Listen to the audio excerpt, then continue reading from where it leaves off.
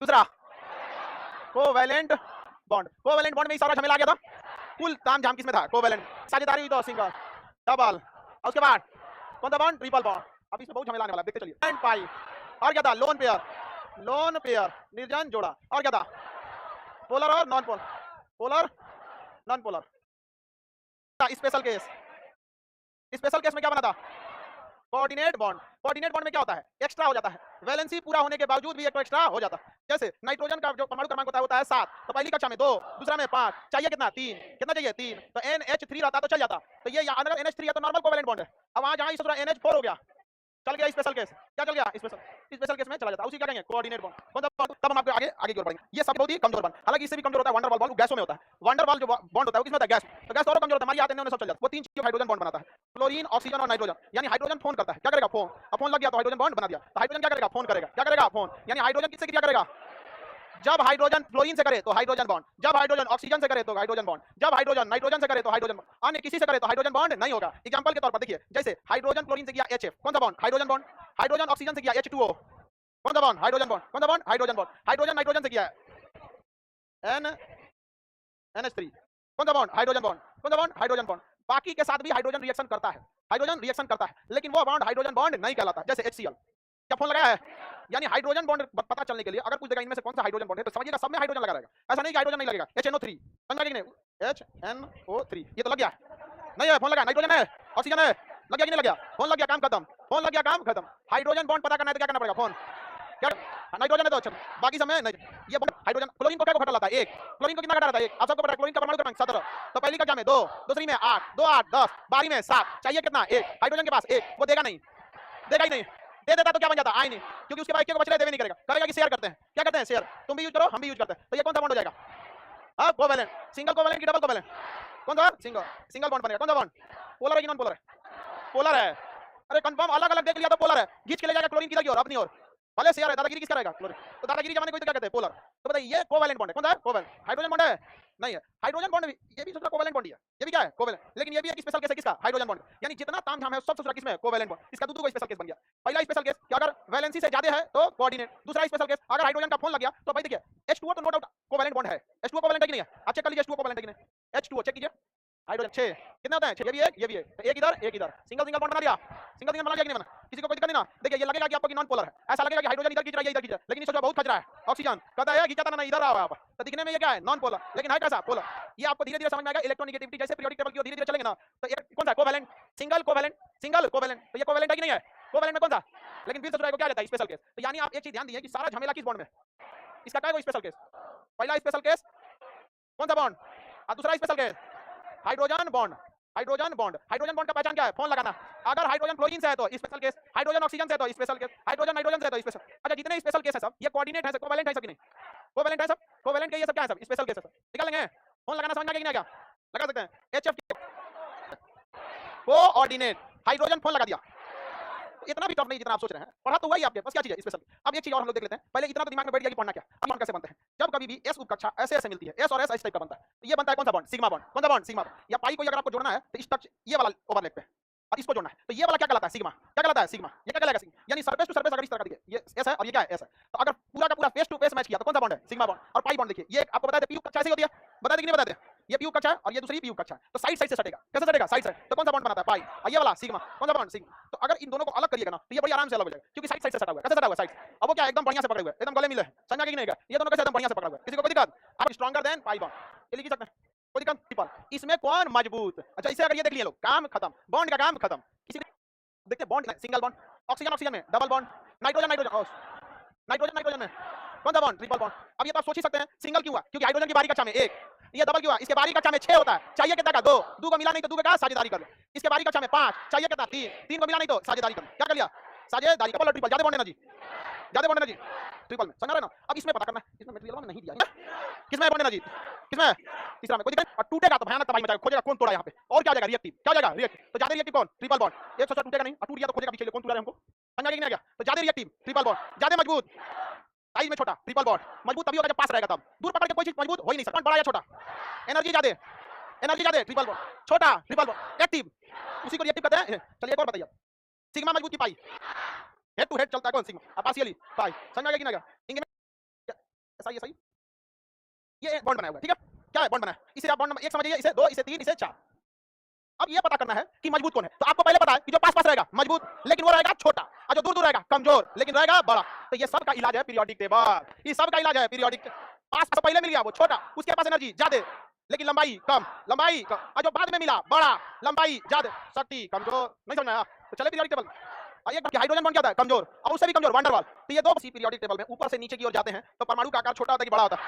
ये क्वेश्चन पूछने का चीज है। क्या होता है, बड़ा हो जाता है। नाभिक की शक्ति कमजोर हो जाती है, जितना जाते जाते जाएंगे बड़ा, नाभिक की शक्ति क्या जाएगी, कमजोर होती जाती है। समझ में क्या?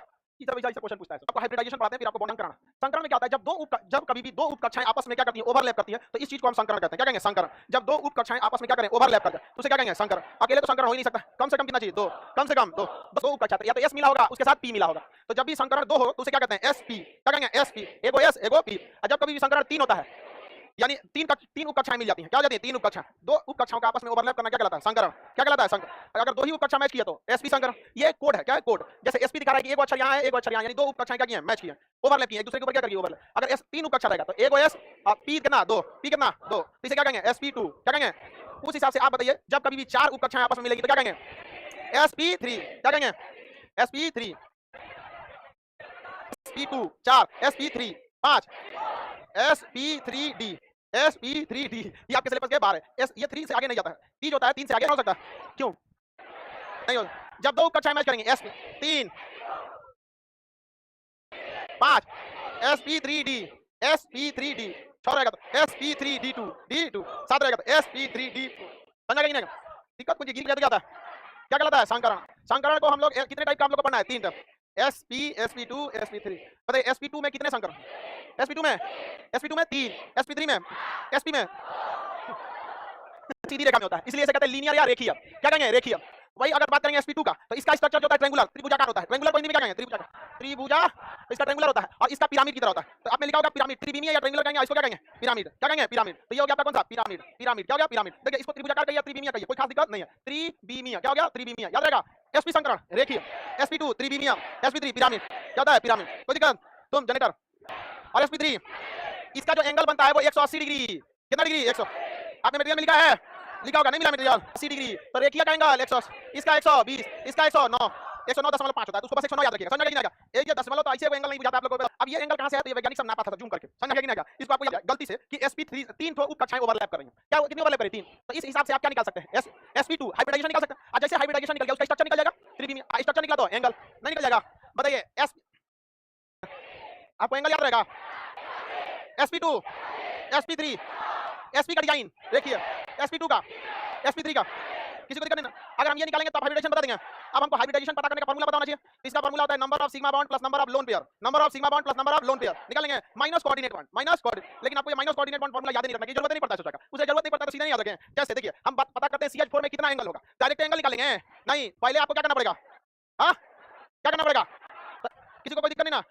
4 हाइड्रोजन की बारी का जाने, तो हाइड्रोजन हाइड्रोजन क्या कर जाएगा, मैच कर जाएगा, मैच कर गया, किसी को कोई दिक्कत नहीं ना। आप लोग एग्जांपल में भी दिया है CH4, पहला एग्जांपल क्या है, बॉन्ड है, sigma bond, lone pair 0, lone pair 0। तो हाइब्रिडाइजेशन कैसे निकालेंगे, hybridisation number of sigma bond plus number of lone pair minus coordinate bond, minus coordinate. बताइए नंबर ऑफ सिग्मा बॉन्ड 4, पहला बॉन्ड को क्या कहते हैं, sigma bond 1 2 3 4, sigma bond 4, sigma bond lone pair 0, coordinate bond 0, कितना 4, hybridisation sp3, hybridisation sp3, design pyramid, design pyramid, angle 109, angle 109, यानी pair, sigma bond plus lone pair, sigma bond plus.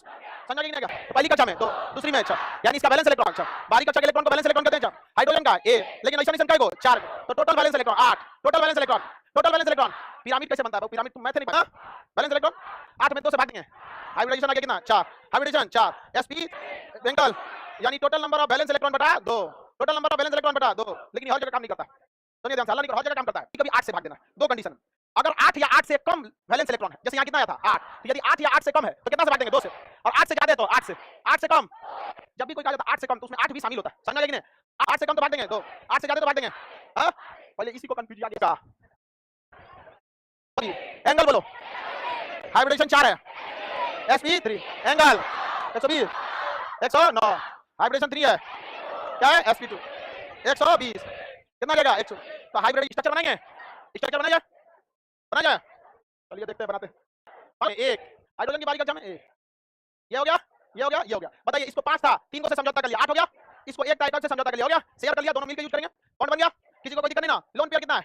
Lone pair sigma bond, sigma bond. अरे 3 नहीं दिख रहा है, अब इसको sigma बनाना पड़ेगा इसे साथ के। हां तो क्या तुम बताओ सिग्मा बॉन्ड क्या है? ठीक है, हां छोड़ दें, 0। टोटल हाइब्रिडाइजेशन 4, हाइब्रिडाइजेशन 4 के लिए sp3 हाइब्रिडेशन कितना आया? 4। तो 4 के लिए sp3 एंगल 109, लेकिन ये घटेगा 2.5 डिग्री। याद आया?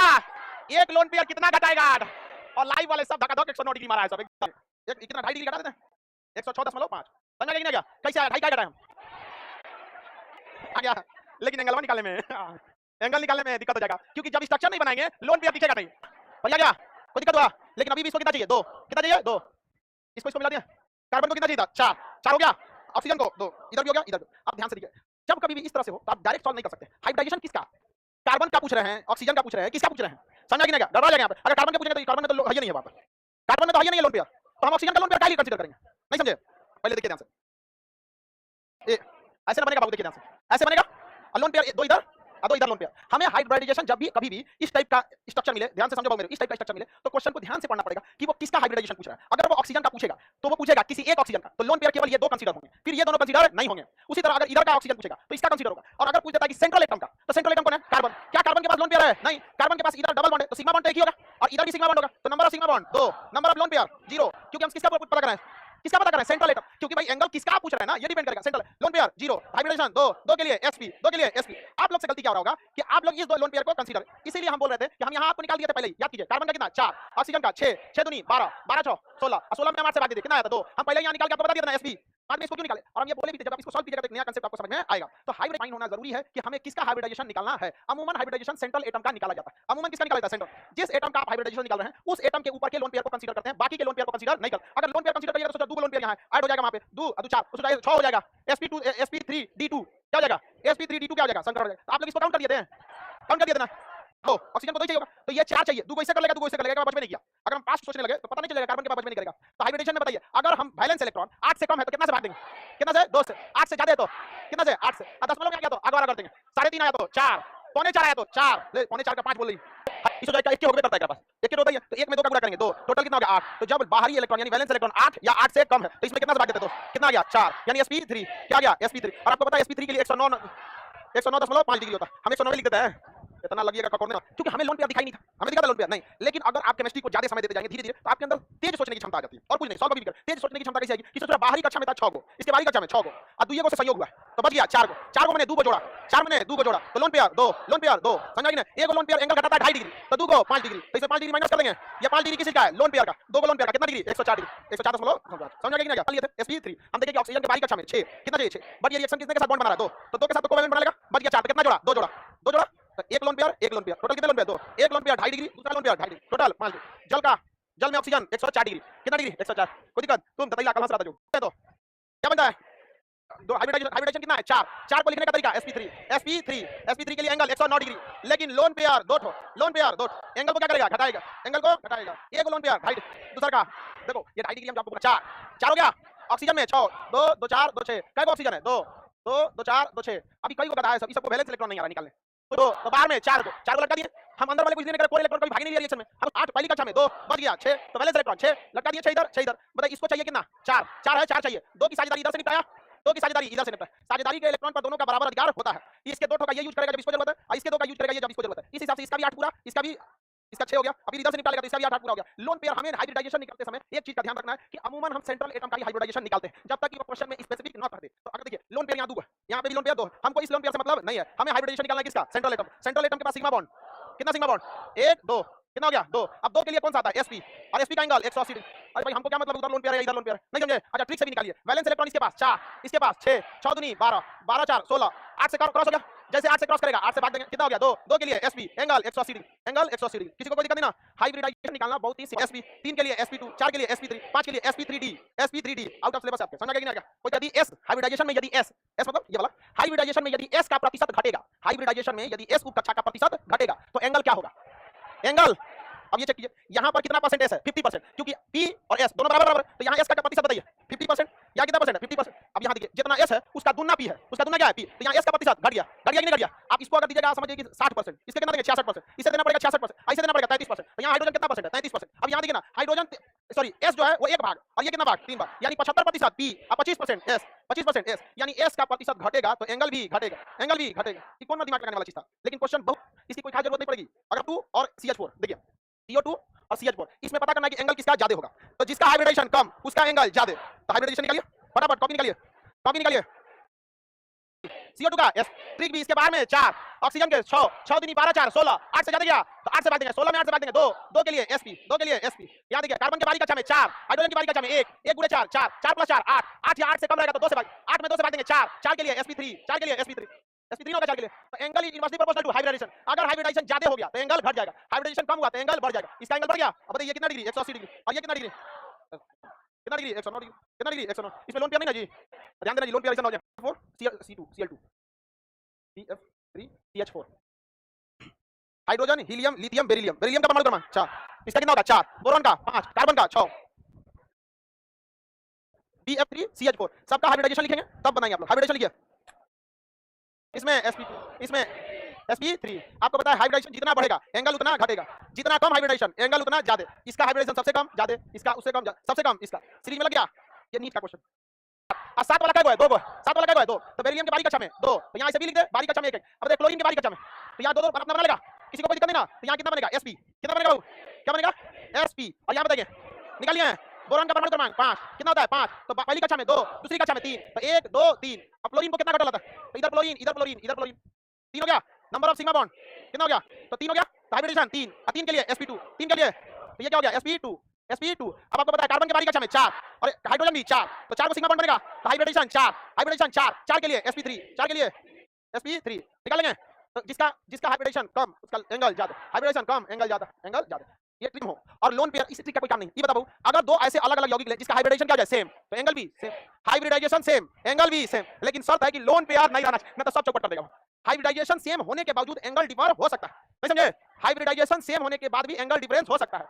अगर लोन पेयर आ गया तब, यानी लोन पेयर एंगल का घटना, लोन पेयर का बढ़ना। ये बताओ, ये ट्रिक में बताना चाहिए। तो बता ही चुके हैं आप लोग को, आपका हाइब्रिडाइजेशन सेम हो और लोन पेयर भी क्या हो सेम हो, तब एंगल क्या हो जाएगा बराबर। देखो हाइब्रिडाइजेशन भी क्या हो सेम, भी क्या हो सेम, और लोन पेयर भी सेम। अगर 0 0 लोन पेयर है तो घट भी नहीं करेगा, एक और लोन पेयर है तो 2.5 सबसे घटेगा, 2 2 लोन पेयर है तो 5 5 घटेगा। समझ आ गया कि नहीं आ गया। BF3 TCl3। चलिए का परमाणु क्रमांक 5, hydrogen helium lithium beryllium boron कितना होता है 5। बहुत इतना याद रखा करो, कम से कम 30 तक, नहीं समझे। पहली कक्षा में 2 यानी बाहर में 3, बाहर में 3 हो गया, बाहर में कितना हो गया 3 हो गया। यहाँ पे क्लोरीन का परमाणु क्रमांक 9, क्लोरीन का 9, पहली कक्षा में 2, दूसरी कक्षा में 7, कितना घटल 1, कितना घटल। तो यहाँ क्लोरीन कितना 1 2 2 4 2 6 1 7 7 हो गया। इधर भी क्लोरीन रखते हैं, क्लोरीन का परमाणु क्रमांक 9, तो पहली कक्षा में 2, दूसरा में 7, घटल कितना 1, कितना 1 2 2 4 2 6 1 7। बोरॉन देवे नहीं करता अपना, बोरॉन अपना नहीं देगा, बोरॉन अपना नहीं देगा। तो क्या करना पड़ेगा साझेदारी, यहाँ साझेदारी। अच्छा एक और है, तो प्रो लगा दो यहाँ पर, कितना बिंदा बिंदी बनाएगा आदमी। F हो गया। Number of sigma bond 3, lone pair नहीं है तो संकरण 3, संकरण कितना हो गया 3, और 3 के लिए sp2 एंगल 120, एंगल 120 नहीं निकल गया, किसी को कोई दिक्कत।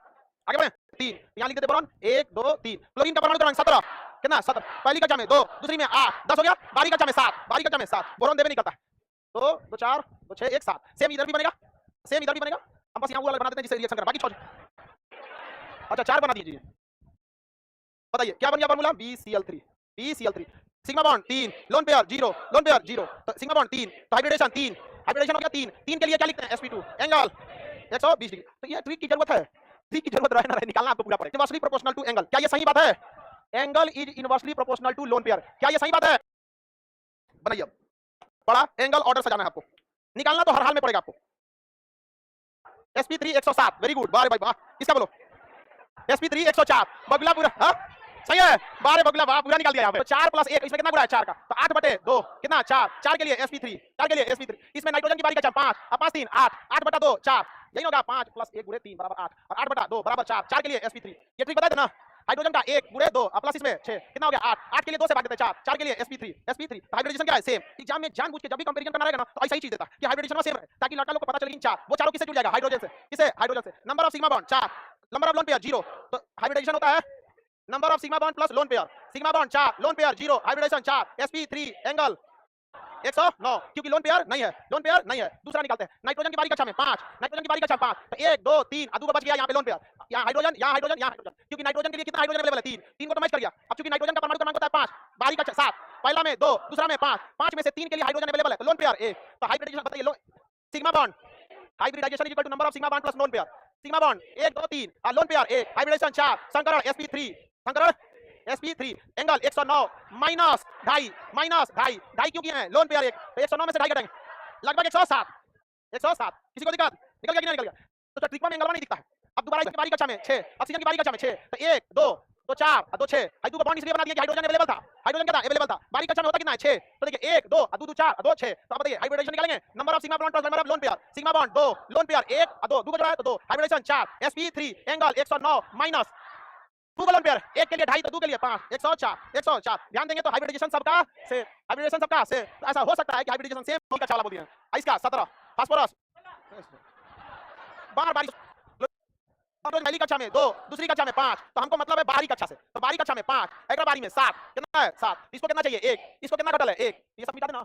नाइट्रोजन के बाहरी कक्षा में 5 को, देखिए एक को तो सीएल से कर लिया, एक को इधर सीएल से कर लिया, एक नीचे सीएल से कर लिया, यानी यहाँ पे जो बॉन्ड बनेगा, ध्यान से देखिए, यहाँ जो बॉन्ड बनेगा मिटा के सीधा सीधा बना दे, नाइट्रोजन पे बचेगा एक लोन पेयर, इधर सीएल और इधर सीएल, समझ गया? तो वैसे भी समझो, नाइट्रोजन का परमाणु क्रमांक 7 होता है, जिनसे नहीं बन रहा है उसको ध्यान से समझो। नाइट्रोजन का परमाणु क्रमांक 7 होता है, पहली कक्षा में 2, उसके बाद इसको 3 को से बनेगा करेगा, 3 को से बनेगा 1 2 3, 3 को अवेलेबल है सीएल, बच गया लोन पेयर 1, हो गया कि नहीं हो गया? ज्यादा पहुंच बात से कोई खास फायदा नहीं। तो पहली कक्षा में 2, दूसरी में 8, उसके बाद 7, इसको एक एक को घट ले, तो ये बताइए 15, पहली कक्षा में 2, दूसरी में 8, 8 2 10 तो बढ़िया गया, बच गया 5, 5 को बचा, अब काय को रिएक्शन के लिए है 3, 1 2 3, यानी इसके पास भी बचेगा एगो लोन पेयर, इधर इधर क्लोरीन, क्या बन गया? क्लोरीन। यहीं पे फंस जाएंगे लोग। यहाँ पर देखिए hybridization same, lone pair same, angle भी सेम, लेकिन एंगल एगो ज्यादा हो जाएगा, कम हो जाएगा। यहाँ पर एंगल का वैल्यू नहीं पूछेगा, एंगल ज्यादा या कम, जैसे कोई 9 बजे आया, कोई 9 बज के 2 मिनट पे आया, लोन बताइए sigma bond 3, lone pair 1 3 1 4, hybridization 4 के लिए sp3 हो गया, एंगल 109 माइनस 2 107, 109 होता है, 109 हमें से 2.5 घटा देंगे, 107 107 समथिंग आएगा, तो 107 हो गया। लेकिन इसका भी निकालिए, sigma bond 3, sigma bond 3, lone pair 1 3 1 4, 4 के लिए एंगल 109, इसमें से तो 2.5 डिग्री घटाएंगे, 107, देखिए 107 दशमलव समथिंग आया होगा, और ये भी 107 दशमलव समथिंग, तनी सा का अंतर है, बस दशमलव का अंतर, थोड़ा सा माइन्यूट अंतर आएगा, समझ रहे हैं? माइन्यूट अंतर आना ही आना है, उतना नहीं मिल रहा है। जब आप कार्बनिक पढ़िएगा ना, उस सूत्र में बहुत ज्यादा मिलेगा, दे देगा CH3COOH HCOOH, क्या बताइए इसमें प्रबल अम्ल कौन सा है, मजबूत कौन है, क्या समझ नहीं गया? तो आपको ऐसे चीजों से भेंट होते रहेगा, इसलिए शुरुआत से ही आपको आदत डालना है। देखिए इलेक्ट्रॉन निगेटिविटी कहते हैं, सिंगल इलेक्ट्रॉन खींचना इलेक्ट्रॉन एफिनिटी, और शेयर इलेक्ट्रॉन को खींचना इलेक्ट्रॉन निगेटिविटी कहलाता है। अगर आपको इलेक्ट्रॉन निगेटिविटी का सीरीज याद है कि कौन तगड़ा खींचता है, कौन तगड़ा खींचेगा, तो जो ज्यादा तगड़ा खींचेगा उसी का एंगल ज्यादा, उसी का एंगल ज्यादा। अगर हमको ये पता चल जाए कि ससुरा नाइट्रोजन तगड़ा खींचता है कि फास्फोरस तगड़ा खींचता है, तो बता देंगे कि नहीं। अब आपका जो पीडीएफ दिया था उसमें ससुरा था ही नहीं है, समझ के छोड़ दिया था, तो हम आपको फोन, सुनो ध्यान से, फोन कॉल बहुत आई चल हट, ये जीवन में बहुत कम आएगा, बल हट, समझ गए कि नहीं? तो सबसे तगड़ा इलेक्ट्रोनिगेटिव क्लोरीन, उसके बाद ऑक्सीजन, उसके बाद नाइट्रोजन, उसके बाद क्लोरीन, उसके बाद ब्रोमीन, उसके बाद आयोडीन, चल हट, कार्बन और हाइड्रोजन, फोन कॉल बहुत आई चल हट, समझ गए कि नहीं? ये खींच लेगा, क्लोरीन है नहीं, ऑक्सीजन है, नाइट्रोजन मिल गया, नाइट्रोजन मिल गया, कहीं इसमें फास्फोरस दिख रहा है, बार में नहीं दिख रहा है, यहाँ पर सीरीज, अरे यही सब ढेर घूमता है केमिस्ट्री में। कंडक्टर, इसे करंट फ्लो हो सकता है, समझ गए कि नहीं? क्या धातु का यही पहचान होती है। अब कुछ गुण धातु के हैं जो आपको याद होना चाहिए, लेकिन बहुत बड़ा टेंशन नहीं है, आप लोग को इजीली याद हो जाएगा, बहुत नॉर्मल सा चीज है ये। यौगिक क्या है? यौगिक कार्बन क्या है? ऑक्सीजन, मिला देंगे तो यौगिक, तत्व में वैसा तत्व जिसमें से धारा जा सकती है। धातु को क्या कहते हैं? चालक, क्या कहेंगे? चालक, सबसे अच्छा चालक चांदी, उसके बाद कॉपर, उसके बाद एल्युमिनियम। चांदी का यूज करेंगे तो चोरी हो जाएगा, कुछ ध्यान से सुनते चलिए। यहाँ पे धातु में जो आयनन विभव होता है, यानी इलेक्ट्रॉन त्यागने के लिए जो ऊर्जा देनी होती है, बहुत ही कम, तनी सा भी ऊर्जा देंगे इलेक्ट्रॉन त्याग देगा। अपनी क्लोरीन को ऊर्जा देगा, निकोल की छोड़ देवे नहीं करेगा। पहली कक्षा में 2 8 एक ऊर्जा देते रहेगा, इलेक्ट्रॉन दे देगा। अब भाई धातु देखिए सोडियम, पहली का 2 8 क्या हो जाएगा? दे देगा। तो इलेक्ट्रॉन बाहर निकालने के लिए आवश्यक ऊर्जा आयनन विभव, धातुओं का आयनन विभव कम, आयनन विभव कम, विद्युत ऋणात्मकता कम, इलेक्ट्रॉन खींच नहीं करते हैं, वोल्टेज क्या कर देते हैं? दे देते हैं। धातुओं का आयनन विभव कम, इलेक्ट्रॉन बंधुता कम, विद्युत ऋणात्मकता कम। विद्युत ऋणात्मकता यह बताता है कि इलेक्ट्रॉन खींच रहा है या नहीं खींच रहा है। किसी को दिक्कत? बताइए। आयनन विभव कम, इलेक्ट्रॉन बंधुता कम, इलेक्ट्रॉन नेगेटिविटी। धातुओं के बाहरी कक्षा में इलेक्ट्रॉन कितने होते हैं? 1 2 3, बस यही हो सकते हैं। 1 2 3 इतना रहेगा तो वो क्या कर देगा? दे दे। 4 को रहेगा तो दोनों का गुण हो जाएगा, दोनों का गुण हो सकता है। तो पढ़ाई नहीं आप लोगों को। बताइए धातुओं के बाहर एक चमक पाई जाती है, किसके कारण? धातुओं के बाहर चमक पाया जाता है बाहरी इलेक्ट्रॉन की वजह से। जैसे सोडियम है, नाभिक में कितने इलेक्ट्रॉन? बाहर में 2, इसके बाद 8, अब बाहरी कक्षा में 1। बताइए शांत रहेगा, हमेशा क्या करेगा? मुक्त। तो बाहरी कक्षा के मुक्त इलेक्ट्रॉनों के कारण धातु में क्या दिखा देता है? चमक। लोहे में एक चमक देखते होंगे, स्टील वगैरह में क्या देखते हैं? चमक। तो बताइए धातुओं में चमक क्यों होती है? हाँ, मुक्त इलेक्ट्रॉन के कारण। क्या कहते हैं? मुक्त इलेक्ट्रॉन। धातु कमरे के तापमान पर किस अवस्था में रहते हैं? ठोस, द्रव, गैस। किस अवस्था में? धातु किस अवस्था में? ठोस। कमरे का तापमान मतलब 27 डिग्री सेल्सियस। कमरे का तापमान मतलब 27 डिग्री। 27 डिग्री एक ऐसा टेंपरेचर है ना, गर्मी लगेगा ना ठंडा लगे। एसी में अमूमन लोग 26-27 करके रहता है, 25-26 जिसका जितना मन रहता है उतना में रख दीजिए। शुरुआत में मुक्त इलेक्ट्रॉन के कमरे के तापमान पर ये क्या होते हैं? ठोस। किस अवस्था में? ठोस। पारा एकमात्र ऐसा धातु है जो द्रव अवस्था, एकमात्र धातु जो द्रव अवस्था में। कौन सा? क्या धातुओं को पीट पीट कर उनकी चादर बनाई जा सकती है? अर्थात उनके अंदर आघात वर्धनीयता होती है, यानी आघात मतलब चोट लगेगा तो बढ़ जाएगा। धातुओं में आघात वर्धनीयता होती है। क्या धातुओं में तन्यता होती है? धातुओं में चमक होगी, इलेक्ट्रॉन बंधुता कम, विद्युत ऋणात्मकता, आयनन विभव। धात्विक चमक किस कारण होती है? इनमें तन्यता होती है। ये उष्मा के सुचालक या कुचालक? सुचालक। विद्युत धारा के, इनका घनत्व ज्यादा की कम? ज्यादा, बहुत घना रहते हैं, इस वजह से क्या दिखता है? भारी। घनत्व ज्यादा होने की वजह से भारी, घनत्व ज्यादा होने की वजह से भारी, याद रहेगा ना? क्या इन्हें गलाना आसान है कि मुश्किल? अतः इनका गलनांक बहुत ही ज्यादा। ये 10 डिग्री पे नहीं गलेगा, 100 डिग्री पे नहीं गलेगा। एक को ऐसे को 400 डिग्री दीजिए, लोहा को 800 डिग्री दीजिए, ऐसे ऐसे गलते हैं, जल्दी गलता नहीं है। तो इनका घनत्व ज्यादा, गलनांक ज्यादा, तन्यता ज्यादा, आघात वर्धनीयता ज्यादा, इलेक्ट्रॉन बंधुता कम, विद्युत ऋणात्मकता, आयनन विभव। चमक किसकी वजह से? मुक्त इलेक्ट्रॉन। बाहरी इलेक्ट्रॉन क्या है? मुक्त इलेक्ट्रॉन। मुक्त इलेक्ट्रॉनों के रानी में क्या होती है? इनका घनत्व ज्यादा होता है कमरे के तापमान पर। हाँ, धातुओं की खराबी होती है, उससे ऑक्सीजन से क्रिया करके जंग लगा देते हैं। धातुओं की खराबी क्या? इनमें जंग लगता है, किससे क्रिया करके? नमी और ऑक्सीजन से क्रिया करके क्या लगा देते हैं? जंग। कभी सुना लकड़ी पे जंग लगा? और धातुओं में जंग नहीं लगता। जंग लगने का रीजन भी है, जंग लगाने के लिए चाहिए ऑक्सीजन। ऑक्सीजन खचरा उसको 2 घटल है, और धातु के पास एक्स्ट्रा रहता है, ये चाहता है जल्दी से जल्दी दे, और उधर रुका देता है, हम तो नहीं है, लाइए ना यहाँ पे। उनका धातु खराब हो जाता है, जंग लगने से वहां का धातु खराब हो, किसी को कोई दिक्कत, और उस धातु का वजन बढ़ जाता है, धातु का वजन बढ़ जाता है। इसलिए अगर 1 किलो लोहा है, 1 किलो लोहा का कोई सामान है, उसे बेचना है तो जंग लगा के बेचिएगा तो 1 किलो से ज्यादा। तो जो खरीदने वाला कबाड़ी है ना, पटक पटक के झाड़ दे। जंग लगने के लिए ऑक्सीजन और नमी, ऑक्सीजन और नमी, अगर ये 2 चीज रहेगा तो बड़ी तेजी से जंग लगेगा। समुद्र के किनारे की हवाओं में हमेशा नमी होता है, क्योंकि समुद्र का पानी भाप बनकर ऊपर उठता है, पहले उधर से हवा चलती है लेके चलाता है। अतः समुद्र के किनारे वाले शहरों में जंग ज्यादा लगे। मुंबई में जंग ज्यादा, राजस्थान में जंग कम, कम लगता है थोड़ा सा। ऑक्सीजन अधातु से, अधातु को अंग्रेजी में lone pair, non metal, non metal. Convert खराब हो गया मेरा, कुचालक, कुचालक। इसी को सोच रहा हिंदी में अचालक कहता है, हिंदी में 20 नाम निकाल कर रख ले ऊपर। कंडक्टर है नहीं, इंसुलेटर क्या होता है? इंसुलेटर, इंसुलेटर होता है, क्या होता है? इंसुलेटर। ये अब ये बस धातु का क्या कर दीजिए, उल्टा कर दीजिए, बताइए। धातुओं से अधातु से विद्युत धारा जाएगी। हाँ, ग्रेफाइट एक ऐसा अधातु है जिससे धारा चली जाती है। अपवाद है, जैसे हर एक धातु ठोस रहते हैं लेकिन पारा द्रव, समझ आएगी नहीं? हर एक धातु क्या होता है? ठोस, लेकिन पारा द्रव। उसी तरह से अधातु से करंट नहीं जाता है, अधातु से करंट नहीं जाता, लेकिन ग्रेफाइट चला जाता है, ग्रेफाइट से करंट चला जाता है। सभी गैसें क्या है? अधातु। जितनी गैस है, ऑक्सीजन, हाइड्रोजन, वो तो अच्छा हुआ कि गैस अधातु है, नहीं तो ससुराल धातु। गैस से करंट जा सकती है? नहीं जा सकती। बताइए, अधातुओं का आयनन विभव ज्यादा, सोचा इलेक्ट्रॉन में नहीं देता है अपना, कितना कुछ कर लिया, क्लोरीन इसमें 2 7 8 7, ये छोटा कितना समझ देगा अपना? नहीं देगा, इसलिए इसका आयनन विभव ज्यादा, इलेक्ट्रॉन बंधुता जान, विद्युत ऋणात्मकता, ये को का कमी है, जान प्राण सब लगा देगा, नहीं समझ आ गया? ये को का कमी है, सब लगा देगा यहां पर। तो विद्युत ऋणात्मकता ज्यादा, आयनन विभव, इलेक्ट्रॉन बंधुता, चालक या कुचालक, धारा जाएगी। एकमात्र धातु जिसे धारा चमक, ग्रेफाइट। कौन सा? ग्रेफाइट होती है। क्या इनमें चमक पाया जाता है? कोई चमक नहीं पाया जाता, इनमें चमक नहीं पाया जाता। तन्यता पाई जाती है? नहीं। क्लोरीन में तन्यता नहीं पाई जाती। आघात वर्धनीयता, चमक, घनत्व ज्यादा या कम, गलनांक कम, गलनांक कम, घनत्व। ये किसका गुण हो गया? ये आता है, जंग लगेगा उसमें कोई फर्क नहीं पड़ता, इसलिए करंट चाहिए ही नहीं। किसका? आता चाहिए ही नहीं करंट, तो अधातु। अब आता है उपधातु, क्या आता है? उपधातु, उपधातु अंग्रेजी में ना, या मेटलॉइड, मेटलॉइड, ये क्या है? मेटलॉइड। इसे हम लोग क्या करेंगे? अर्धचालक, अर्धचालक, क्या कहेंगे? अर्धचालक, अंग्रेजी में सेमी कंडक्टर, सेमी कंडक्टर। इससे करंट ज्यादा या कम? कम, थोड़ा थोड़ा। इससे करंट नहीं जा, उससे करंट ज्यादा, करंट के लिए कम, करंट के लिए नहीं चाहिए करंट। हाँ, अधातु। किसी को दिक्कत? इसमें करंट क्या होता है? कम कम। सिलिकॉन और जर्मेनियम, ये सबसे फेमस क्या है? अर्धचालक, अर्धचालक है सिलिकॉन और जर्मेनियम, जिसमें सिलिकॉन ज्यादा अच्छा पाया जाता है। सिलिकॉन अर्धचालक अच्छा होता है। सिलिकॉन क्या होता है? अच्छा होता है, समझ रही नहीं? सबसे ज्यादा प्रयोग करने वाला अर्धचालक, हाँ, सिलिकॉन। कैमरे में जहां आप भूख भाग देख लिए, स्क्रीन देख लिए, जैसे वॉशिंग मशीन पे स्क्रीन होता है ना, सेट की जगह टाइमिंग में लिख देता है, कूलर पे देखिएगा उस पे लिख देगा टाइमिंग में, कहीं लिख रहा है। मोबाइल भूख भाग करता है, टीवी, ये पैनल, मेमोरी कार्ड, समझ गया कि नहीं? अर्धचालक। धातु के लिए ज्यादा, जैसे लोहा क्या है? धातु, एल्युमिनियम, सिलिकॉन। उपधातु या अर्धचालक, थोड़े थोड़े करंट के लिए, थोड़े थोड़े करंट के लिए, समझ आ रहा है कि नहीं आता? किसी को कोई दिक्कत नहीं ना? आप विद्युत के आधार पर कई भागों में क्या कर सकते हैं? बांट सकते हैं कि नहीं बांट सकते? किसी को कोई दिक्कत? आगे बढ़े। जैसे ब्रोमीन किस अवस्था में रहता है? द्रव, लिक्विड स्टेट में रहता है ब्रोमीन। पारा किस अवस्था में रहता है?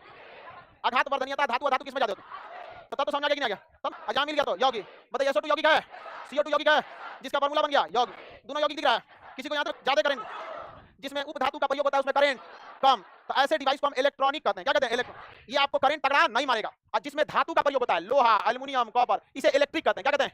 इलेक्ट्रिक। इसे क्या कहेंगे? इसे क्या कहेंगे? इलेक्ट्रॉनिक। क्या कहेंगे? Mobile electronic, camera, washing machine वजन मोटर लगा, इलेक्ट्रिक मोटर, समझ रही ना? Camera electronic, TV electronic. आज का जमाना इलेक्ट्रॉनिक का, किसका है? इलेक्ट्रॉनिक, हर जगह से। अब देखते हैं यौगिक, H2O यौगिक है कि नहीं है? SO2 यौगिक है कि नहीं है? CH4 यौगिक का क्या होता है? फार्मूला होता है। यौगिक का क्या होता है? फार्मूला। यौगिक का फार्मूला। यौगिक में 2 चीजें समझिए। इसमें कितने तत्व, कितने भाग लिए? तत्व तो 2 ही लिए हैं, हाइड्रोजन और ऑक्सीजन। लेकिन कहेगा कि तत्व के कितने परमाणु भाग लिए हैं? तो हाइड्रोजन का 2, ऑक्सीजन का टोटल कितने परमाणु भाग लिए हैं? और कितने तत्व भाग लिए हैं? 2, हाइड्रोजन 1, ऑक्सीजन 1। लेकिन इनके परमाणु क्या बोलिए? समझ आ रहा है? तो अक्सर पूछता है कि हाइड्रोजन जल के अंदर परमाणुओं का अनुपात क्या होगा? 2:1। परमाणुओं का अनुपात 2, यानी हाइड्रोजन 2, इसमें 1:2, 1:4, तब तो कितना 2, परमाणु 5, 4 1 5, रेशियो 1:4, 1:4। ये सब चीज तो बच्चा का चीज है, नहीं है ना? है। कार्बन के बाहरी कक्षा में परमाणुओं की संख्या 4, इस तरह किसी से जुड़ जाता है, कभी त्याग देगा, कभी कुछ करेगा, इसलिए ज्यादातर दोस्त यारी सबसे ज्यादा किसी है? कार्बन। क्या है? कार्बन। इसका एक अलग ही दुनिया ही है, उसे हम कहते हैं कार्बनिक, ऑर्गेनिक। कार्बनिक को क्या कहेंगे? ऑर्गेनिक। इस तरह का बहुत बड़ा दुनिया है, ऑर्गेनिक। और जिसमें कार्बन नहीं होता है, इनऑर्गेनिक, अकार्बन। क्या इसमें कार्बन दिखा? इसमें दिखा? इसमें तो कार्बनिक और कार्बनिक इजीली बना लेंगे, बना लेंगे। कार्बनिक, देखिए कार्बनिक अगर आप नहीं पहचान पा रहे हैं तो आपको बहुत जल्दी तत्काल मोतियाबिंद का ऑपरेशन कराना चाहिए। अधातु, नॉन मेटल, नॉन मेटल, कुचालक, इंसुलेटर, अंग्रेजी में ऐसे में अर्धचालक, अर्ध, अंग्रेजी में सेमी कंडक्टर। सेमी कंडक्टर सब पढ़ा दिए थे। ज्यादा करंट किससे जा सकता है? सेमी कंडक्टर का सबसे बड़ा मार्केट दुनिया में, सिलिकॉन सबसे ज्यादा किस देश में? ताइवान। ताइवान समझा गया ना? समझा गया कि नहीं? सबसे ज्यादा ये सबसे ज्यादा कौन सा तत्व? सबसे ज्यादा कौन तत्व? तो पृथ्वी पे पाए जाने वाले तत्व समझ में आ गया? ओसियाल फेंका ना, ओसियाल। आगे बढ़े। तो ये क्या चीज है बाबू? ऑक्सीजन, ये सिलिकॉन, ये एल्युमिनियम। सबसे ज्यादा कौन तत्व? ऑक्सीजन, उसके बाद सिलिकॉन, उसके बाद एल्युमिनियम। ऑक्सीजन जो होता है ये अधातु है। क्या अधातु? जितने कैसे क्या अधातु। सिलिकॉन क्या? उपधातु, सिलिकॉन उपधातु। और एल्युमिनियम, एल्युमिनियम धातु। आयरन है ना, एल्युमिनियम। बाकी ये धातु ही सबको बोलने वाले। फर्स्ट सेकंड थर्ड, उसके बाद सब पास सब तत्व पाया जाता है। तो ऑक्सीजन, लेकिन कहेगा सबसे ज्यादा कौन सा धातु पाया जाता है? हां बताओ कौन धातु? यौगिक भी बता दिए थे। यौगिक कितने टाइप के? 2, कार्बनिक और कार्बनिक। और ये क्या है? अकार्बनिक, ये ऑर्गेनिक और इन। लेकिन दोनों में अगर आप ध्यान देंगे तो परमाणुओं की संख्या 3 1 2 1 थी। इधर भी 2 1 थी। समझा कि नहीं? अनुपात क्या है? 2:1। इसका अनुपात 1:1। समझा कि नहीं? अनुपात निकालना तो समझ ही गए आप लोग। अनुपात निकालने में क्या रखा है? ये सारा चीज हम आपको बता दिए थे। मिश्रण क्या? मिश्रण भी आपको बता चुके हैं। याद कीजिए, मिश्रण को अंग्रेजी में क्या कहते हैं? मिक्सचर। गधा एलिगेशन नहीं, मिक्सचर। क्या कहते हैं? मिक्सचर। ये कितने टाइप का? 2, एक विसमांग, एक विसमांग, विसमांग। दूसरा समांग, दूसरा कौन था? समांग। किसी को कोई दिक्कत? विसमांग और समांग, विसमांग और समांग। हो गया? कोई दिक्कत नहीं ना? प्रॉपर अच्छे से नहीं मिले रहते। समझा कि नहीं? बता तो दिए थे। कितना बढ़िया से। एक ऐसा चीज हो जाता है जो घुलाता है। क्या करता है? घुलाता है। एक है घुलता है, घुल जाता है। एक घुलाता है, एक घुल जाता है। इन्हीं को कह देते हैं क्या जी? विलयन। घुलाता जैसे पानी, जैसे जल। ये क्या करेगा? घुलाता है। और चीनी घुल जाता है, घुल जाता है। नमक घुल जाता है। समझ रहा है कि नहीं? तो यही क्या हो गया? आगे बढ़े। ये क्या हो गया? विलयन, सॉल्युबल, जो घुल जाता है। और ये सॉल्वेंट। ये क्या है? सॉल्वेंट, सर्वेंट नहीं, सॉल्वेंट। सॉल्वेंट क्या है? सॉल्वेंट। ऐसे सॉल्युबल, इसे क्या कहेंगे? सॉल्युबल। ये सॉल्युबल घुल जाएगा और सॉल्वेंट घुला जाएगा। समझ रहा है कि नहीं? तो सिंपल चूर। समझ रहा है कि नहीं? तो नाम भी होता है हो जाएगा डाइल्यूट, डाइल्यूट सॉल्यूशन। क्या कहेंगे? डाइल्यूट। अच्छा, अगर हम चीनी को ज्यादा कर दिए तो गाढ़ा हो जाएगा। गाढ़ा को कहते हैं सांद्र। क्या कहेंगे? सांद्र। कंसंट्रेट। क्या कहेंगे? कंसंट्रेट। एकदम गाढ़ा, कहता है एकदम गाढ़ा, कंसंट्रेट। बताइए शरबत जो पीते हैं वो कैसा विलयन है? और चीनी का पाग जिसमें जलेबी छानता, हां सांद्र। जिलेबी वाला चाशनी, हां जिलेबी वाला चाशनी। क्या कहेंगे? कौन? सांद्र विलयन, गाढ़ा। कैसा होता है? गाढ़ा। अब ध्यान दीजिए, आधा जो है विले, इसे अंग्रेजी में क्या कहते हैं? विले, हिंदी में विले। ऐसे विलायक, विलायक, विलायत नहीं, विलायत का तो वियतनाम हो जाएगा। विलायक, ये घुलाएगा। विलायक कौन है? जल। और विले कौन है? चीन। यानी विलायक ज्यादा हुआ तो तनु, और विले ज्यादा हो गया तो शांत। विले ज्यादा हो गया, समझ कि नहीं? और अगर डाल दीजिए उसमें तो उसे कहेंगे संतृप्त। क्या कहेंगे? संतृप्त। कौन सा संतृप्त? सैचुरेटेड। क्या कहेंगे? सैचुरेटेड। क्या कहेंगे? सैचुरेटेड, बहुत गाढ़ा। सैचुरेटेड माने बहुत गाढ़ा। अब चाशनी है कहीं चीनी जलेबी छानने वाला, उसमें 2 किलो और चीनी घोल दीजिए, एकदम गाढ़ा हो जाएगा। खींचना पड़ेगा चाशनी को, इसलिए एकदम गाढ़ा होगा। अब एकदम संतृप्त हो जाएगा तो घुलना छोड़ देगा। समझ कि नहीं? मतलब अपने कोई खाना खाने जाता है ना, संतृप्त पर जगह नहीं, एसएमटी कर देते हैं। हो गया? सुपर विलियम जब ठंडा होता है तो बहुत टाइट हो जाता है, बहुत टाइट। अब खुद सोचिए, आप चीनी में, पानी में चीनी डालें, पहले नॉर्मल चीनी डालें, सबसे पहले क्या बना? तनु विलियम, और चीनी डालें, सांद्र, और तो नहीं डालें संतृप्त। अब घुलेगा नहीं, अब आग लगाइए नीचे से कढ़ाई में, और उसका फिर चीनी घोलिए, क्या बन जाएगा? सुपर। सुपर सैचुरेट तो बना दिया, सूखेगा तब टाइट एकदम। मिश्री क्या बन जाता है? मिश्री। समझ गया? मिश्री खाएंगे। इसमें हम गैस में अलग अलग चीज मिला के हम क्या बना सकते हैं? विलियन बना सकते हैं। जैसे हम गैस में द्रव भी मिला सकते हैं, लिक्विड भी। गैस में हम गैस भी मिला सकते हैं, और गैस में हम सॉलिड भी मिला सकते हैं, यानी ठोस भी मिला सकते हैं। मिला सकते हैं कि नहीं? जैसे गैस में द्रव कैसे मिलाएंगे? कोल्ड ड्रिंक थोड़ी ना, कोरा कुहासा। देखिए लड़की लोग देखो, सैमसंग तो यू ही है, इसमें CO2 NO2 SO2 दुनिया भर का गैस मिला हुआ है। गैस में सॉलिड, धूल कण, धूल धूल धूल उड़ेगा ना, देखिएगा लू उड़ेगा तो हवा है तो गैस है, तो उसमें क्या आ रहा है? तो ये क्वेश्चन पूछता है, बहुत फेवरेट है इसका ये वाला। गैस में ठोस का मिश्रण क्या कहलाता है? धूल। गैस में ठोस का मिश्रण धूल। गैस में द्रव वायु, हां कोहरा या कुहासा, कोहरा या गैस में गैस, गैस में गैस। कोई दिक्कत? आगे बढ़े। ये तो समझ। द्रव में पानी, दूध प्लस पानी, अक्सर मिला देता है सब। देखिएगा ना, एक को इतना मिला देगा सब, इसका कोई हद नहीं।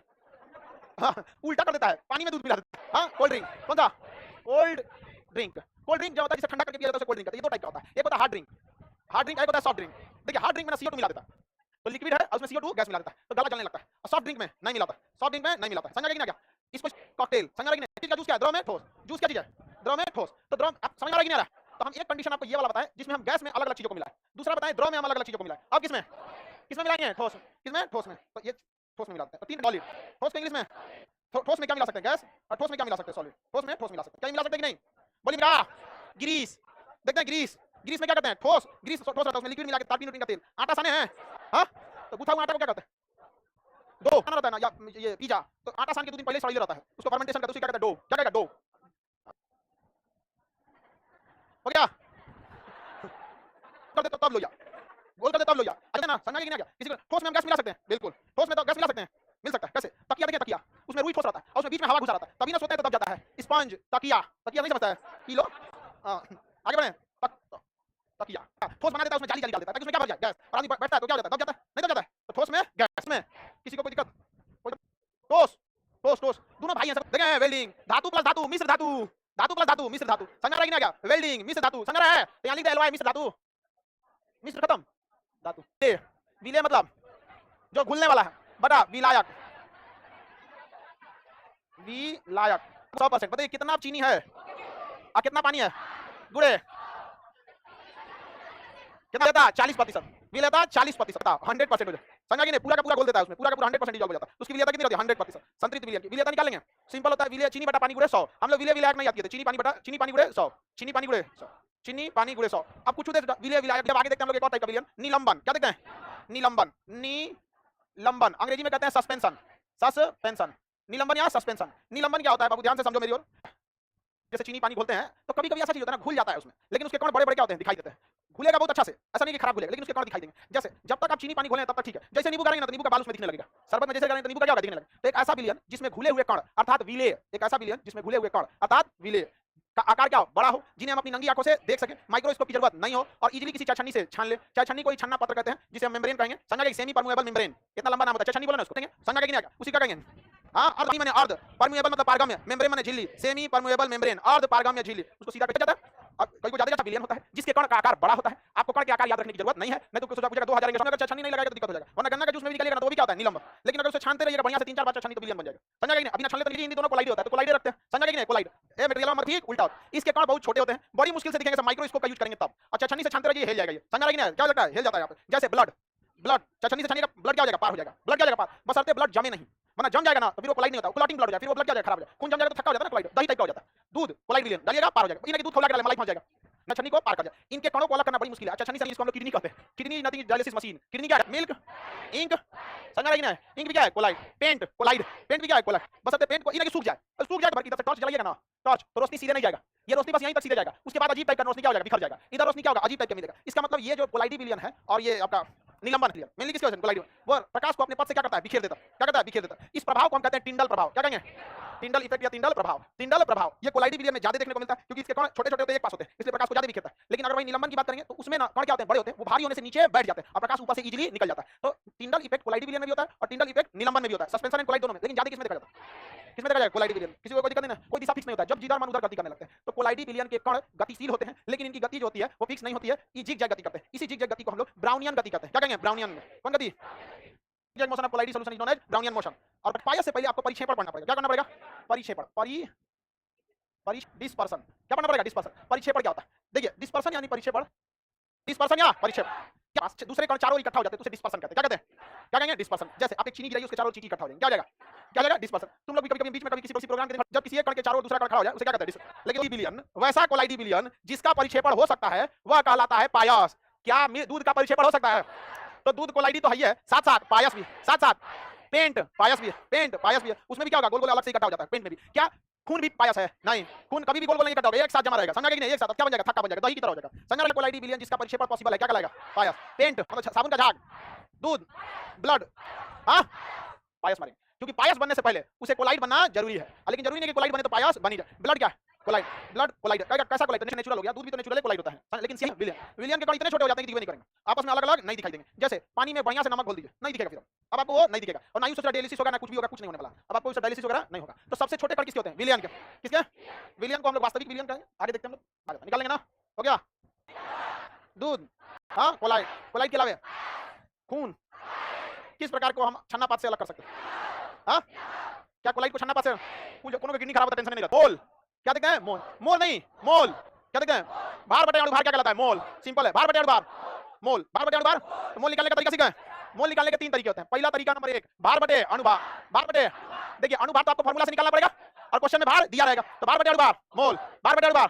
एक और तरीका 10.4। देखिए दूसरा फार्मूला आयतन बटा 22.4 लीटर। जैसे हम कह देते हैं कि 44.8 लीटर में कितना मोल, तो 44.8 तो क्वेश्चन में दिया रहेगा, ये आयतन है, कितना मोल, मोल निकालना है तो 22/4, कितना मोल 2, कितना मोल 2, तो मोल निकालने कितना फार्मूला 3 होता है, अभी याद रखना दोनों पहले, भार बटे अणुभार, आयतन बटे 22.4, भार किसमें दिया रहेगा क्वेश्चन में, अणुभार आपको निकालना पड़ेगा, नहीं समझ आ गया, अणुभार क्या करना पड़ेगा क्वेश्चन में 22.4 से भाग क्या निकलेगा, मोल क्या निकलेगा, एवोगैड्रो संख्या, क्या होता है एवोगैड्रो संख्या, आगे समझेंगे एवोगैड्रो संख्या को। चलिए आपको देखते हैं इसमें दिया है कि नहीं है, किलोमीटर एक मात्रा है, उसी तरह पदार्थ की मात्रा नापने के लिए किसे कहते हैं, मोल, क्या कहेंगे मोल, अभी मोल निकालने कितना फार्मूला देखें, भार बटे अणुभार, आयतन बटे 22, हम आपको क्वेश्चन बोलेंगे बता देंगे, किसी को कोई दिक्कत नहीं ना, ग्राम ग्लूकोज का मोल बताइए, सुनिए ध्यान से क्वेश्चन, 10 लीटर में 45 ग्राम क्या चीज है, ग्लूकोज है, ग्लूकोज का मोल बताना है, क्या बताना है मोल। देखो बाबू यहाँ एक बार समझो, आपको लीटर से कोई मतलब है, लीटर से कोई मतलब नहीं है, लीटर से यहाँ मतलब नहीं दिया, 45 कितना मोल, मोल बराबर भार बटे अणुभार, भार बटे अणुभार, बताइए भार कितना ग्राम 45 है, अणुग्राम ग्लूकोज C6H12O6, C6H12O6, यही ना ग्लूकोज का होगा 45, कार्बन का परमाणु क्रमांक 6, अच्छा जगह 36, 12, 16 जगह 96, क्या हो गया 96, 180 बटा 45 बटा 180, 45 बटा 180 है, हो गया खत्म, निकल गया। 6 लीटर में 6 लीटर जल में, हमें क्या मतलब है जल में मिलेगा, 6 लीटर जल में 116 ग्राम नमक मिला है, मोल बताइए मोल, बताइए कितना मोल नमक मिला है, कितना मोल नमक मिला है, इसे केमिस्ट्री की भाषा में कहेगा कि 116 ग्राम तो नाप तोल की भाषा है, नॉर्मल आदमी के लिए, केमिस्ट्री में बताइए कितना मोल, तो मोल के लिए होता है भार बटे अणुभार। देखो जिनसे नहीं निकला है इधर देखो, मोल बराबर भार बटे, इसे एक क्वेश्चन पक्का पूछेगा बाबू, मोल अणुभार तभी निकाल सकते हैं जब फार्मूला बताओ, नमक का फार्मूला NaCl, बताइए 23 प्लस 35, सोडियम का 23, क्लोरीन का 35, 116 बटा 58, काटेंगे तो 2, कितना मोल 2, तो आप कहिए कि 116 ग्राम नमक मिला है, या कहिए कि 2 मोल नमक मिला, या तो 116 जल में कितना मोल, कह रहे ना कि 720 ग्राम जल है, कितना ग्राम जल है, तो कितना मोल है, हम आपको बताएं, हमरा एक चीज बात तो पता है कि 720 ग्राम, वो कहना चाह रहा है इसको मोल में कितना कहेंगे, नहीं समझे, कितना कहेंगे मोल में, निकालो बबलुआ निकालिए, भार बटे अणुभार, बताइए भार कितना ग्राम, कह रहा है इसको मोल में कितना, तो अणुभार H2O का अणुभार, हाइड्रोजन का 1 गुणे 2, ऑक्सीजन का 16, 16 2 18, 18 से भाग देंगे, 18 चौको 72, आइए को 0 का 0, 40, ऐसे मोल नहीं लिखते, अपना मोल नहीं है, रोता मोलोता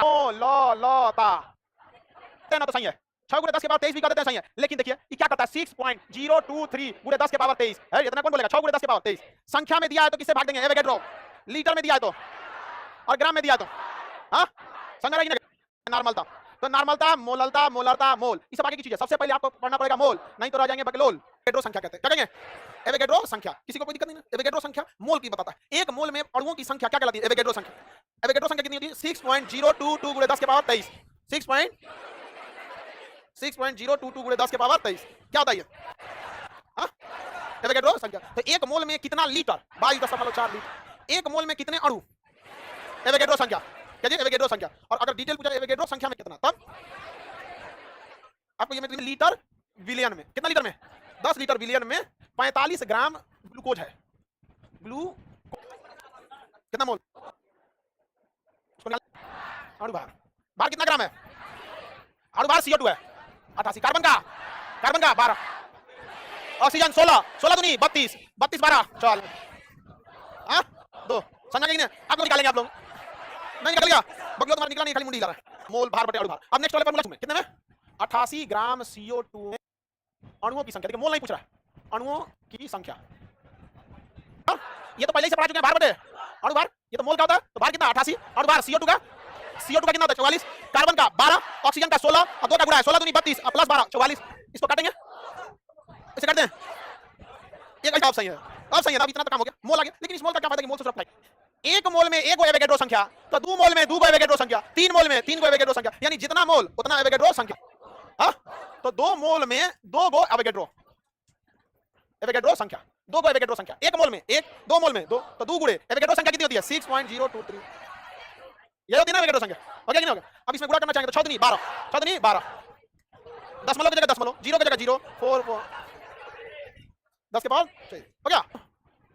अमोनिया का फार्मूला NH4, अमोनिया क्लोराइड बनाना है, अमोनिया बनाएगा, अमोनिया NH3, 34 ग्राम अमोनिया में सेम आ रहा है, निकालिए ना आप लोग जितना आ रहा है,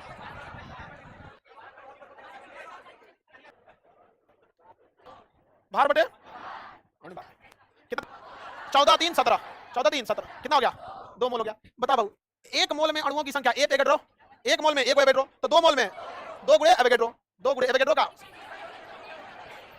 देख कहां गया कोटा वाला भाई। हमको तो मोल निकालना पड़ा था ना, और कभी-कभी सीधे दे देता है इतने मोल। कह देगा कि 4 मोल में अणुओं की संख्या, तो 4 एवोगैड्रो नहीं निकलता, तब पता चलता है। और कहीं जो आपका नसीब सही है, अब पूछ दिया कि 10 मोल में अणुओं की संख्या, 10 एवोगैड्रो, कितना एवोगैड्रो 10।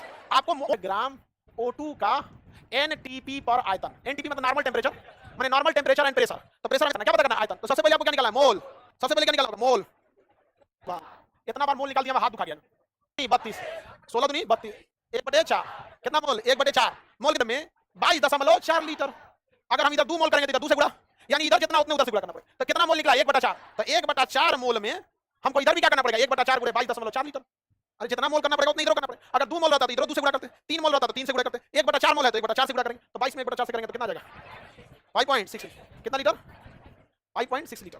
गैस का normal temperature and pressure NTP पर आयतन। बार 2 हाइड्रोजन का कितना मोल 5 मोल। अभी बताओ बाबू 1 मोल में कई लीटर 22.4 लीटर, तो जितना का गुणा इनने उतने का गुणा उनने तब ना बराबर रहेगा। 1 मोल में 22.4 लीटर, तो 5 मोल में तो इधर या 5 का गुणा करें 5 मोल, तो इधरों कितना गुणा 5 का 5 गुणे 10 मोल उसमें कुछ नहीं।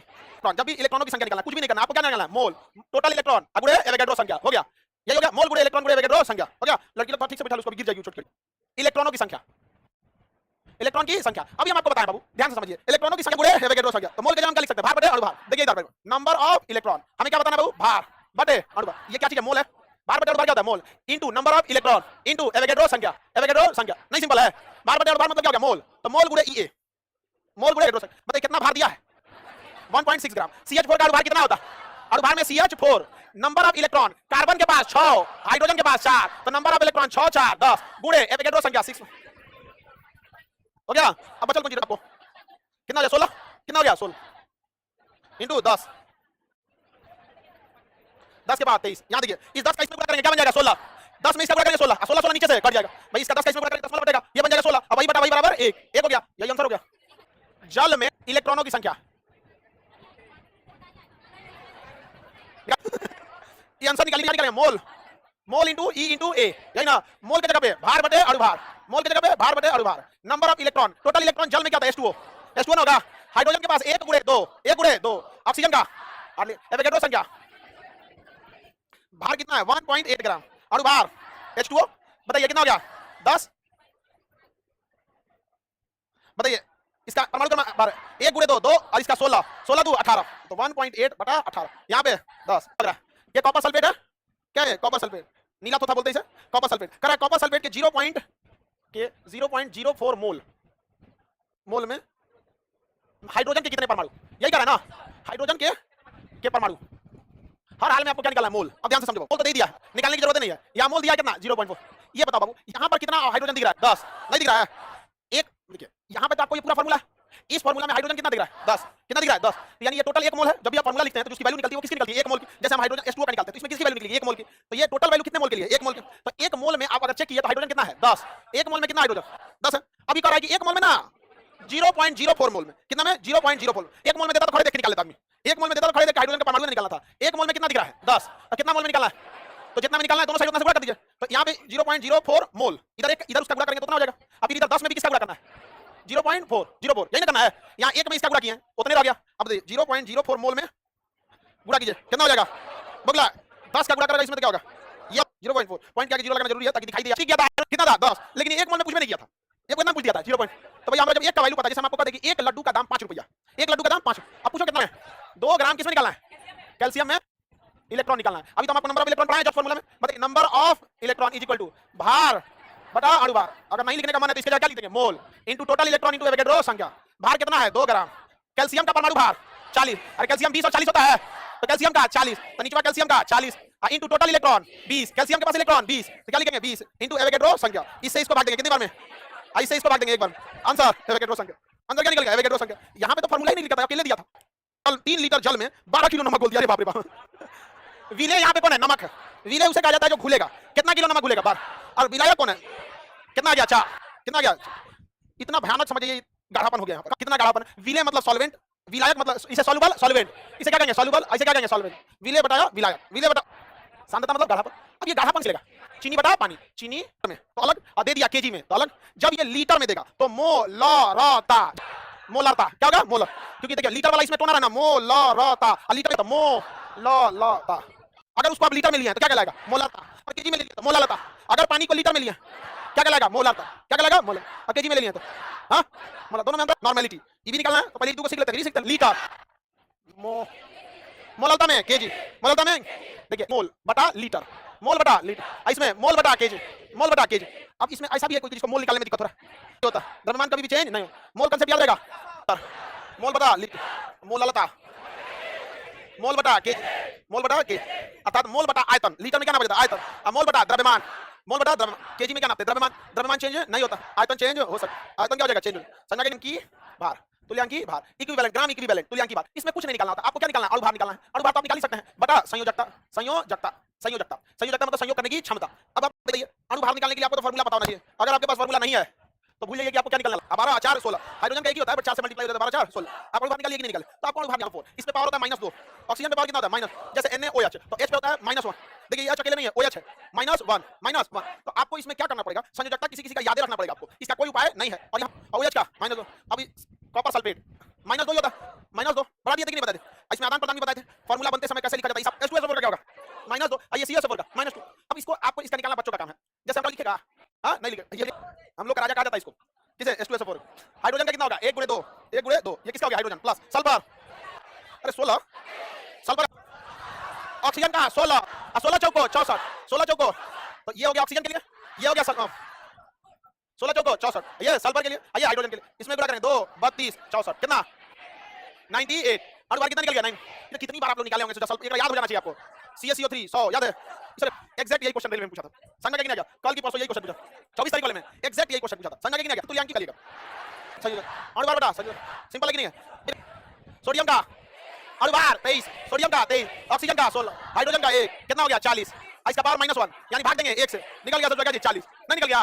तुल्यांकी बटा ये भी अणु भार बटा संयोजक, अणु भार बटा संयोजक किसी का भी आप लोग निकाल सकते हैं, नहीं निकाल सकते हैं आपको इसी में, क्योंकि जब मोलर नॉर्मलता निकाला जाता है ना, आपको मोलरता निकालनी है, निकालना सिखा दिया ना। अब मोललता, मोल बटा केजी निकालिए ना, तो उसमें मोल की जरूरत थी, यहाँ किसकी जरूरत पड़ेगी? तुल्यांकी भार का। किसका जरूरत पड़ेगा? तुल्यांकी भार का। बहुत सिंपल था, तुल्यांकी भार, तुल्यांक लिख देते, ग्राम तुल्यांक लिखिए, तुल्यांकी भार गुणे आयतन कितना लीटर है तो लीटर लिखते क्या? आयतन लिखे, आयतन लिखते। ये आपका फार्मूला किसका हो गया? नॉर्मल तक, किसका? नॉर्मेलिटी का। किसका फार्मूला होगा? नॉर्मेलिटी निकालने के 4-5 तरीका होता है, लेकिन जो आपसे क्वेश्चन पूछा गया अभी के जितना प्रीवियस देखिएगा वो मात्रा गुणे 1 बटा 1000 बटा तुल्यांक गुणे आयतन, मात्रा बटा 1000, मात्रा गुणे 1000 बटा तुल्यांक गुणे आयतन, तुल्यांक गुणे आयतन किसमें लेना है आप लोगों को? आयतन किसमें लेना है? इसमें फार्मूला क्या होता है? नमक। इससे पहले वाले सारे क्वेश्चन बन गया। NaOH के 2 ग्राम में, NaOH के 2 ग्राम में 250 ml, लीटर है 250 ml मिलीलीटर द्रव का नॉर्मलता, नॉर्मलता को परसेंट से लिख देते हैं, समझा कि नहीं? अब ये बताओ डायरेक्ट इसमें हमको सबसे पहले क्या निकालना? तुल्यांक, ताकि यहां आने के बाद कैलकुलेशन में आदमी ना फंसे, साफ सुथरा आंसर निकाल दे। तो बताइए नॉर्मल तुल्यांकी भार को हम तुल्यांक शॉर्टकट में लिख देते हैं, ग्राम तुल्यांक। ये कैसा होता है? अणु भार बटा संयोजकता, अणु भार बटा संयोजकता। बताइए अणु भार किसका निकालना है? NaOH का, तो NaOH बटा संयोजकता। बताइए Na का 23, ऑक्सीजन का 16, हाइड्रोजन का 1, संयोजकता कितना होगा? 1, लास्ट में जो होता है उसी का संयोजकता 1 कितना हो गया? 40, संयोजकता 40, तुल्यांकी भार 40, मात्रा देख लो कितना ग्राम है का, तो इस पृथ्वी पे किस्मत फूटल है बकुला। तुल्यांकी भार 40 इनटू आयतन, हां आयतन कितना निकला है? कितना है? अब भाग गुणा बचूगा कि नहीं? तुल्यांकी भार 49। बताइए नॉर्मलता का फार्मूला बोलिए, मात्रा गुणे 1000 बटा तुल्यांक गुणे आयतन, तुल्यांक गुणे आयतन हो गया। कितना मात्रा दिया है? 49 ग्राम H2SO4, कितना ग्राम? क्वेश्चन लिख देते हैं यहाँ पे समझ। बताइए मात्रा कितना? गुणे 1000 बटा तुल्यांकी भार। देखिए H2SO4 का तुल्यांकी भार निकालना बता दिए थे, या निकाल के दिखाए थे, क्या आया था? बता तुल्यांकी भार 49, ये तो खड़े करने वाला कितना ml है? 500, इससे ये तो खड़े कर दिया 2, क्या क्या T मोलैरिटी, M लिखा है ना, तो ये क्या है? मोलैरिटी H2SO4 ऑफ H2SO4, तो नॉर्मेलिटी क्या होगा? देन नॉर्मेलिटी, ये क्वेश्चन आप लोग नहीं, अंग्रेजी में पूछता है। और मोलरता दिया है ना, तो जब मोलरता निकाला होगा, मोलरता, तो ये निकाला होगा आपका मोल बटा आयतन, लीटर, मोल बटा आयतन यानी लीटर, मोल बटा आयतन यानी लीटर। अच्छा मोल निकाला होगा तो भार बटे अणु भार, भार बटे अणु भार, अणु भार। अब पहले से यहाँ क्या है? आयतन, पहले से क्या है? आयतन, पहले से क्या है? आयतन। नॉर्मलता के क्वेश्चन में भार की जगह पे क्या होता है? मात्रा, भार की जगह पे मात्रा, और यहाँ अणु भार की जगह पे तुल्यांकी भार, अणु भार की जगह तुल्यांकी, आयतन की जगह आयतन। यानी सोचा मोलरता निकालता है तो अपने आप में ही इसके पास कई सारी जानकारियां रहती हैं। मोलरता को छोटा मोटा चीज नहीं समझना चाहिए, तो हमको इससे बहस नहीं है। अब यहाँ ध्यान से समझिए, इस टाइप के क्वेश्चन में जब मोलरिटी दिया रहता है तो उस स्थिति में नॉर्मलता, नॉर्मलता बराबर मोलरिटी, मोलरता, मोलरता गुणे number of hydrogen, number of hydrogen, hydrogen, number of hydrogen. आपको बताइए मोलरता कितना दिया रखा है? 0.3 0.3 कैसे निकाला हमको क्या पता, एग्जाम क्वेश्चन में दिया था हमको, इससे क्या मतलब था कि मोलारिटी इसने 0.3 कैसे निकाला, इसको पता था इसका भार क्या था, समझा कि नहीं गया। अब हमारे पास क्या पता है मोलारिटी पता, और हाइड्रोजन का संख्या कितना दिया, ऑक्सीजन 4 सल्फर 2 1 हाइड्रोजन 2 इंटू 2 0.6 हो गया नीट का क्वेश्चन डॉक्टर। हाँ जब आप बायोलॉजी पढ़िएगा तो बॉटनी में आपको पढ़ना पड़ेगा लाइकेन, लाइकेन से प्राप्त किया जाता है लिटमस पेपर। लिटमस पेपर एक कागज का एक पौधे का पत्ती होता है, पौधे का क्या होता है पत्ती, वो नीले रंग का होता है, किस रंग का होता है नीले, लेकिन अगर उस पे आप खट्टा चीज को गिराएंगे ना, खट्टा चीज मतलब अम्ल, तो क्या हो जाएगा लाल, क्या हो जाएगा लाल। अब वापस लाल से नीला नहीं हो जब तक वैल्यू, पीएच वैल्यू जो होता है 7 से कम, इसका पावर ऑफ हाइड्रोजन कितना होता है 7 से कम, पीएच वैल्यू 7 से कम। देखिए पीएच वैल्यू 1 0 से कहां तक होता है 14 तक, बीच का चीज न्यूट्रल होता है, 7 क्या होता है न्यूट्रल। आप बताइए एबीसीडी में पहले एसिड और उसके बाद क्या होता है B, B for base, B for base, base माने क्षार, बेस माने क्षार, करेला क्या है क्षार, एसिड 7 से ज्यादा, अब बीचों बीच में 7 न्यूट्रल, बीचों बीच में किसी चीज में मिलाइएगा ना तो एसिड को खींच के कहां तक लाएगा 7 तक, कोशिश करेगा 7 तक लाए, उसके खट्टेपन को मार देगा। और अगर बेस यानी क्षार में अगर आप नमक मिलाएंगे तो कोशिश करेगा उसके क्षारेपन को 9 10 12 जो है उसको खींच के कहां तक लाए। अब जितनी मात्रा में नमक मिलाएंगे उतनी मात्रा में डिपेंड करता है, बट वो कोशिश करेगा कहां तक लाए न्यूट्रल तक, कहां तक लाए न्यूट्रल। जो आयन होता है अम्ल में क्या होता है हाइड्रोजन, अम्ल में हाइड्रोजन है, जहां भी आप हाइड्रोजन देख लेंगे वो क्या हो जाता है हाइड्रोजन देख लेंगे क्या हो जाएगा क्या है, क्या है H2SO4 क्या चीज है अम्ल, याद रखेगा ना H क्या है अम्ल, तो अम्ल अम्ल की बात आ रही है, हाइड्रोजन को कभी नहीं छोड़ता है, अम्ल जो है हाइड्रोजन को कभी नहीं छोड़ता। और जो OH अभी नहीं खाली एक को देख ले H, ये OH है तो क्या है क्षार, KOH क्या है क्षार, CaOH का होल ट्वाइस बुझा हुआ चूना क्या है क्षार, याद रहेगा। तो अम्ल अम्ल ध्यान से देख लीजिए, इसी का उल्टा दीजिएगा क्या हो जाएगा क्षार है, ध्यान देखिए पानी न्यूट्रल है कैसे, हाइड्रोजन बॉन्ड से सूरज जो आ गया ना तो फोन कर देता है, समझा कि नहीं। तो हाइड्रोजन बॉन्ड उपस्थित होने के कारण ये हाइड्रोजन ये अम्ल नहीं है, क्या ये न्यूट्रल। तो केमिस्ट्री में अम्ल स्वाद में खट्टा, स्वाद में खट्टा, नीला लिटमस पेपर को लाल, पीएच 7 से कम, और क्या होता है हाइड्रोजन, क्या चीज नहीं है, कैसे पता हाइड्रोजन है। लेकिन ये हाइड्रोजन को पसंद नहीं करता है, ये पसंद करता है धातुओं को, किसे पसंद करता है धातु को, जैसे जस्ता कॉपर तांबा ये सब चीजें इस सबको पसंद करता है। जैसे अगर आप इसको जस्ता दीजिएगा ना जेडेन कहेगा आहा तुम आ गया एक नंबर, तुम्हारे साथ अब जीवन बीतेगा, चलो यहाँ पे, अब भगा देगा किसको, कहेगा भाई यहाँ से बन जाएगा जेडेनएसओ4, जेडेनएसओ4 अब प्लस हाइड्रोजन को बाहर कर दिया, समझा कि नहीं। तो बताइए क्वेश्चन पूछेगा कि अम्ल के ब्रेकअप के बाद क्या चीज कौन सी गैस निकलती है, मतलब जब इसका ब्रेकअप होगा कौन सा गैस निकलेगा, किसके उपस्थिति में ब्रेकअप होगा, धातु के किसके उपस्थिति में, हाँ ये बहुत जल्दी ब्रेकअप कर देता है, समझ इसको कॉपर दीजिएगा ना, हाँ क्या बन गया CuSO, किसका ब्रेकअप हो गया हाइड्रोजन, हाइड्रोजन का ब्रेकअप। तो क्वेश्चन पूछेगा कि अम्ल के विघटन के फलस्वरूप कौन सी गैस हाइड्रोजन, अम्ल किसके उपस्थिति में टूटता है धातु, हाँ धातु किसकी उपस्थिति में धातु, यानी धातु से बड़ी तेज रिएक्शन करेगा कौन कौन अम्ल, समझा कि नहीं। तो अगर केमिस्ट्री में जब कोई चीज सड़ जाती है तो उसे कहते हैं ऑक्सीकरण हो गया है, क्या हो गया ऑक्सीडेशन। अब कोई चीज बायोलॉजी में सड़ गया है तो किण्वन हो गया है, क्या हो गया किण्वन। और हमारे यहाँ कोई चीज सड़ गया तो गमक गया है, अलग अलग परिभाषा दिया था अम्ल के बारे में।